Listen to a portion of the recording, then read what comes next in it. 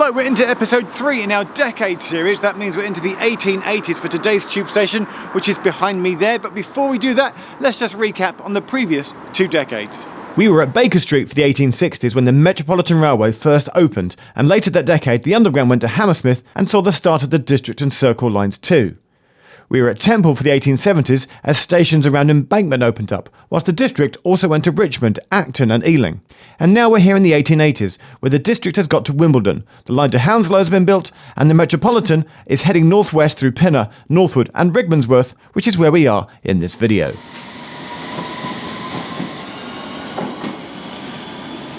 Rickmansworth station is in the top left corner of the tube map and is one of just 5 tube stations to be in Zone 7 and isn't actually in London, it's in Hertfordshire, although it does fall within the M25. The station was built in 1887 and was for 2 years the terminus of the Metropolitan Railway as it was built back then, before the line was later extended to Chesham. And if it's your first time here, then you need to go and count the number of platforms. Almost the first immediate thing you have to do at Rickmansworth is acknowledge how, yes, there are 2 platforms, 1 and 2, northbound and southbound, but just here, there's an old abandoned 3rd platform as well. This is from a time when there was once a shuttle service between here and Watford, and the train used to use this bay platform, this rather short bay platform, which nowadays has been completely cut off with the rails lifted. It's been a while since any train came in on this platform.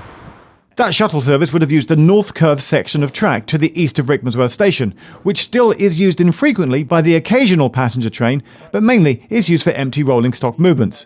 You should watch my secret curve of track video for more details on that. Rickmansworth station has sidings to both the north and the south of the station. It's a booking on point for drivers, so Met trains sometimes stand here for a few moments whilst drivers change over. This in fact is a lovely nod to history, because before it was electrified north of here, there used to be a changeover here between the electric train running as far as Rickmansworth, and then a steam loco would be swapped in to keep the Metropolitan Railway train going further north. The last steam train ran on the Met in 1961. But that's why this water tower is still here at the northern end of the platforms. Across from that, there's also a signal box, very much still in use today.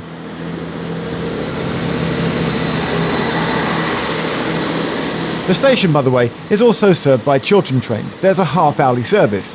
The tube trains are every 15 minutes. And because of this, and at several stations of this end of the tube, there are often timetables which show to the minute when the tube trains, in blue, and Chiltern trains, in red, are running. It's really rare to find a tube station which has a printed timetable. A subway connects the 2 platforms. The station is not step-free, but here you'll find a pleasant display still in place. It's by Art and the Underground, who celebrated the 100th anniversary of the famous tube roundel in 2008. They commissioned 100 contemporary artists to come up with some London Underground roundel-based artwork, and it's just nice.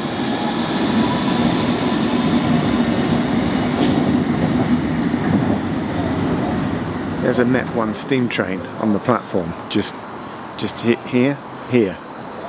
A model one, not a real one, but I've never seen that before. Yeah, that's kind of fun.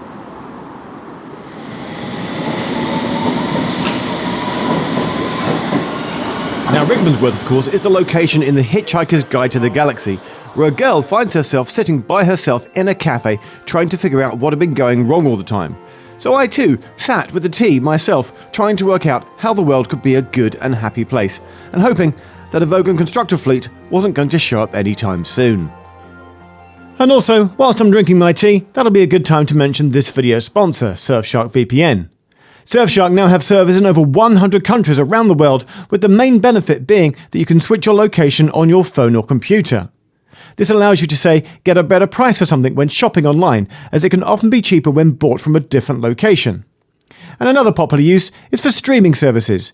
You can watch different content depending on where you are in the world, so with Surfshark you can easily switch up your location and access different streaming content. Surfshark also encrypts your internet connection, which gives you an additional layer of protection online, as it hides your digital identity. And unlike other VPNs, Surfshark can be used across multiple platforms on an unlimited number of devices from just one account. So, if you want to secure your online privacy, then go to this link, surfshark.com/Geoff, where you'll get 4 months extra for free, and there's a 30-day money-back guarantee as well. The link is down below in the description. Okay, let's go out front and outside of the station. So there's Katie's Cafe inside there today by the ticket hall, but on the outside there's some old photos here showing how that in 1934 customers are queuing at the snack bar in the booking hall. There's a few old photos along the outside of the station. I'm having a flashback. I've come outside to film and I've suddenly had a memory of many years ago. 6 a.m. in the morning one morning, tube challenge day. We've either started at Chesham or Amersham, and there was a little hack, a little trick, where you could come out here at Rickmansworth and then run exactly where I am now, down here to the bus stop, and from the bus stop you then get a bus up to Watford. You used to get a bus between Rickmansworth and Watford to save doing the change at Moor Park.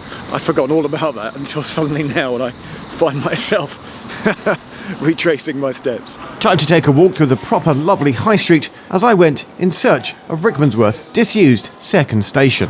Yeah, Rickmansworth had a second railway line and now a disused stroke abandoned station. And over there is the Premier Inn, and for ages I thought that the railway line down the Ebury Way, the station was there, but apparently it was here where this housing development now is. There's still a path through there. In fact, there's the path there that cuts through, that goes to the Ebury Way. From there you can walk to Watford, and that is featured, link in the corner, in my Lost Railways of London video, the Watford episode. One of my favourite episodes, but I just wanted to come and have a look and see if there's anything here. There isn't, but Rickmansworth did have, at one point, a second station. And then I kept on walking because I knew that there was a canal nearby. I wanted to go and have a look, as I can't resist a good canal, but what I didn't realise was that there was a complete canal hub and community here at Batchworth Lock, where there was the splendid Batchworth Lock Canal Centre, where you can go on boat trips, either a short trip or you can charter a canal boat for a few hours to enjoy the delights of the canal completely. This is Batchworth Locks, and I came for the railways, but I'm being utterly charmed by the canals at the moment, because I have a secret love for canals on the side. And they're like, yeah, come on in. And the guy like even showed me a map. They got old maps showing you where the railway and the disused station used to be. And if I didn't have to get back and, you know, edit this, I'll be taking a boat trip right now on the canal. You can go on the canal and have a boat ride. It's utterly charming here. Come here in the summer and do all the canal things.